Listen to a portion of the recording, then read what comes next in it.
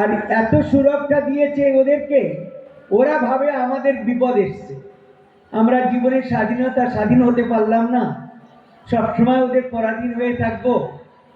শাস্ত্রে এত ভালো ব্যবস্থা করেছে ওনাদের সুরক্ষার জন্য, আর ওদের সুরক্ষা করতে যাদের যাচ্ছে তারা মনে করছে আমাদের কত না দুঃখ, আমাদের সবসময় পরের আন্ডারে থাকতে হয়, তাই না?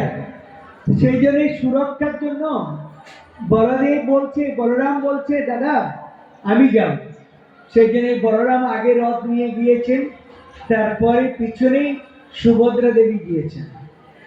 যাওয়ার পরে তারপরে সংবাদ এলো ওর কিছু হয়নি, তখন কৃষ্ণ আবার রথে করে বৃন্দাবনে গিয়েছিলেন। এটা হচ্ছে একটা রথযাত্রার সূত্রপাত। আরেকটা রথযাত্রা আছে আমাদের এখানে, যেমন একটা স্নান থাকে না গঙ্গায়, একটা তিথি থাকে না, সবাই ওই সময় গঙ্গায় স্নান করতে যায়।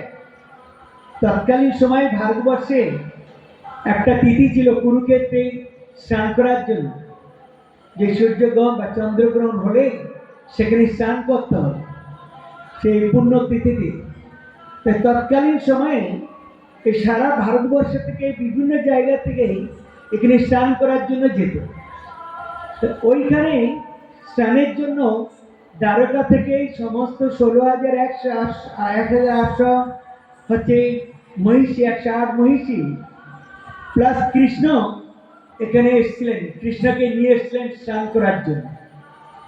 এদিকে রাধারানী এসেছিলেন সমস্ত গোপীদেরকে নিয়ে স্নান করতে এসেছিলেন, আরো অন্যান্য জায়গাতে অনেক লোক এসেছেন।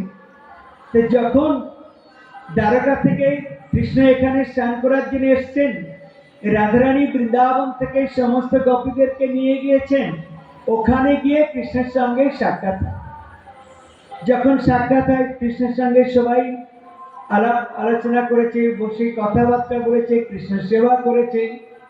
স্নান শেষ, স্নানের পর্ব শেষ, কেউ তা স্নান করে ওখানে থেকে যায় না, সবাই স্নান